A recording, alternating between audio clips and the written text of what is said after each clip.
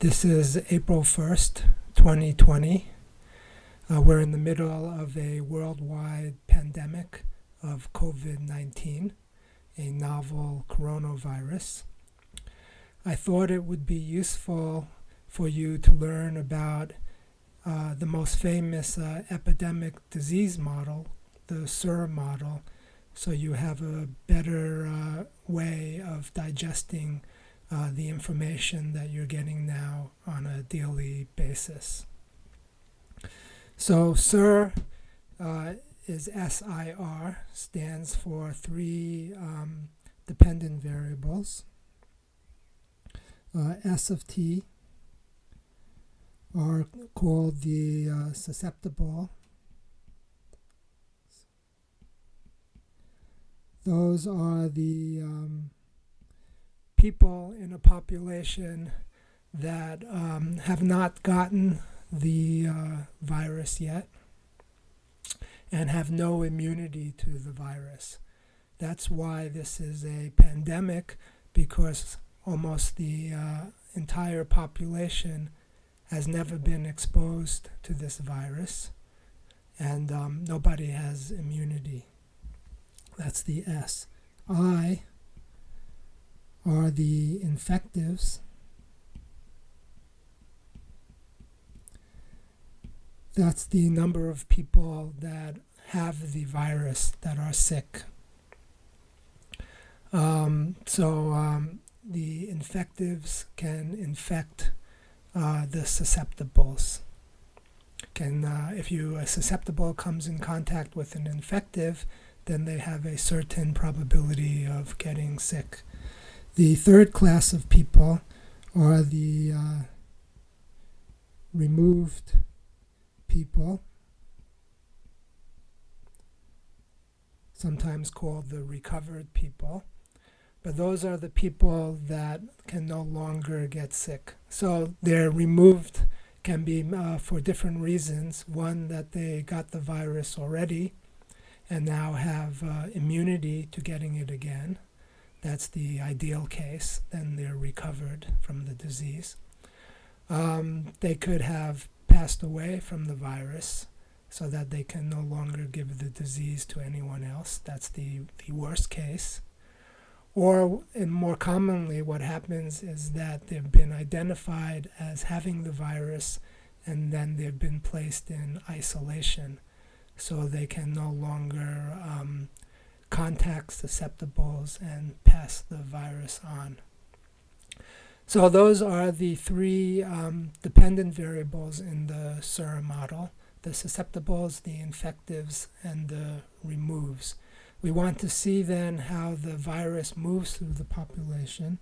So the model is saying that the susceptibles then could become infective, and the infectives could become removed, or indeed will eventually become removed.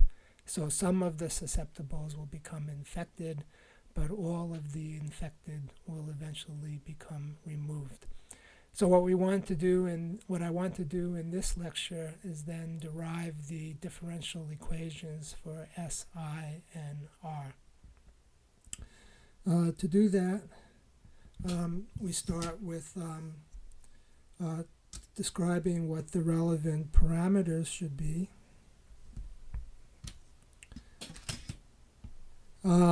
This model has two parameters. So let me write down the parameters.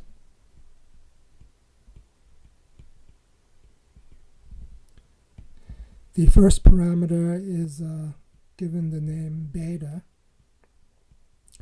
And beta is a parameter which tells us how easy it is for an infective to infect a susceptible. Okay. Some diseases are easily transmitted. Other diseases are less easily transmitted. So how do we use this parameter beta to construct the model? What we do is use probabilities. So we assume that beta times delta t, So delta t is some small time interval, maybe a day, or it will be, we're going to take the limit as delta t goes to 0, but you can think of delta t as some small interval of time. So beta delta t then is going to be the probability that an infective individual,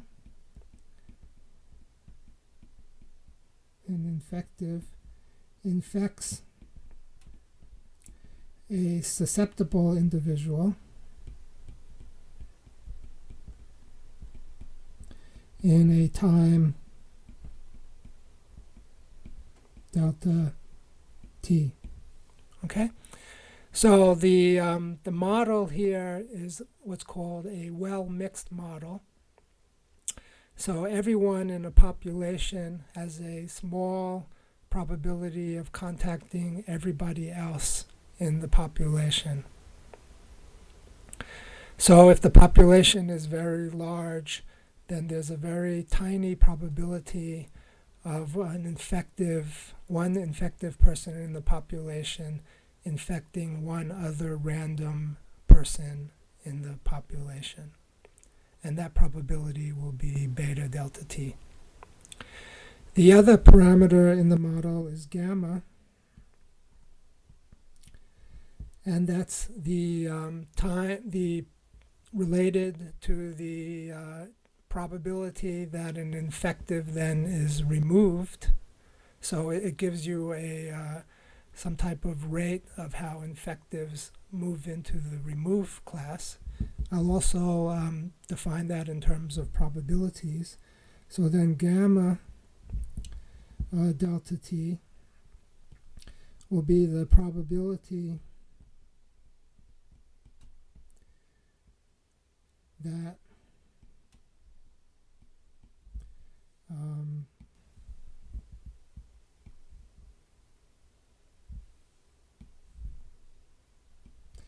an infective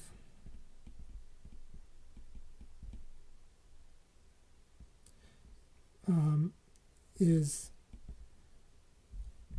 removed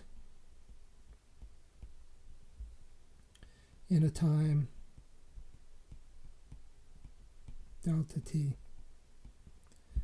So that means the infective recovers in the next time, in the time interval delta t, or the infective is isolated. So there's a period of time when the infective may be going in society, infecting other people, but there's a certain probability in a time delta t that he becomes isolated, or infective dies. Okay. So now we're ready to write down equations. We're going to write down equations in the same way that we constructed the compound interest equation. Okay, so we have three categories, S, I, and R, two parameters. So let's try and write down equations. So let's start with the S equation. So we're going to write S at time t plus delta t. How many susceptibles are there at a time t plus delta t? This is equal to the number of susceptibles at time t, right? And then what happens in a time delta t? In a time delta t, the number of susceptibles decrease. They decrease because some of them have gotten infected. Okay? So how many susceptibles have gotten infected in a time delta t? Well, we need to use the probability that an infective infects a susceptible in a time delta t. That's beta delta t. So this is decreased by beta delta t. But each infective can infect S susceptibles, right? So we need to multiply by S of t. And there is more than one infective. There's I infectives. So we also multiply by I of t. Okay, that's the first equation. And it's typically what we do is we write in this model up here, this would be beta Si going from S to I, so just a shorthand. Okay. The next term would be I of t plus delta t. How many infectives are there at time t plus delta t? That's the number of infectives at time t, and then the number of infectives are being increased by the susceptibles that got sick. So then we have a plus beta delta t, S of t, I of t. And the number of susceptibles and the number of infectives are being decreased by moving into the removed class, right? So gamma delta t is the probability that an infective is removed from the infective class into the removed class in a time delta t. So this is decreased by gamma delta t times the number of infectives times I of t. Okay. One more. We have R of t plus delta t. This equals R of t. And the number of people in the remove class is being increased by people moving into it from the infective class. So we have plus gamma delta t times I of t. Okay? That constitutes our construction of the model using the parameters beta and gamma. To get the differential equations, then we do the same thing that we did for the compound interest equation. So we difference these terms. So let me do that. It's S of t plus delta t minus S of t divided by delta t,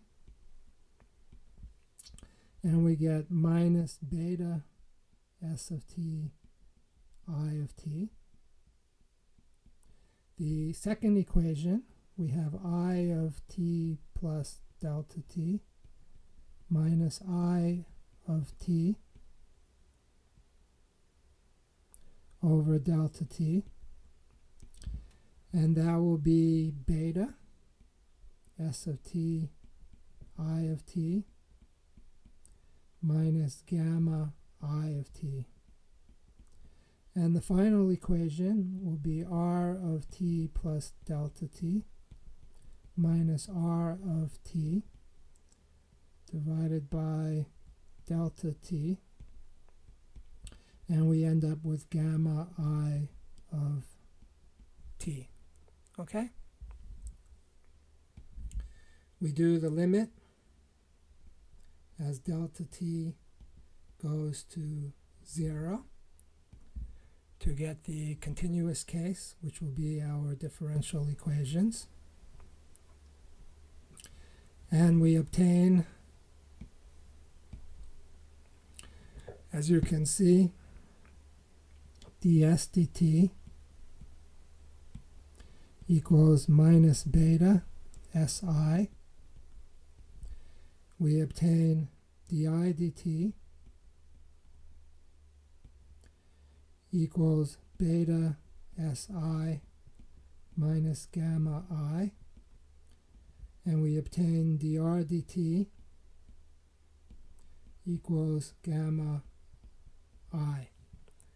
And that's the SIR model. On top of that, we need initial conditions. So we have the number of initial susceptibles is going to be the population size n, almost the population size n. the number of initial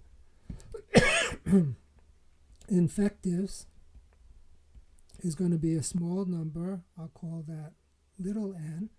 So S of 0 will actually be big N minus little n, but n is going to be much less than big N, right? N is much less than big N. And then the number of removed class at t equals 0 is 0. Nobody has immunity to the disease. Okay? That's the famous SIR model, SIR model, 3 differential equations. And we can include this extra term here, which is gamma I. So this is kind of a shorthand of how you represent this model. In the next video, then, I'll show you some solutions. I'm Jeff Chasnoff. Thanks for watching.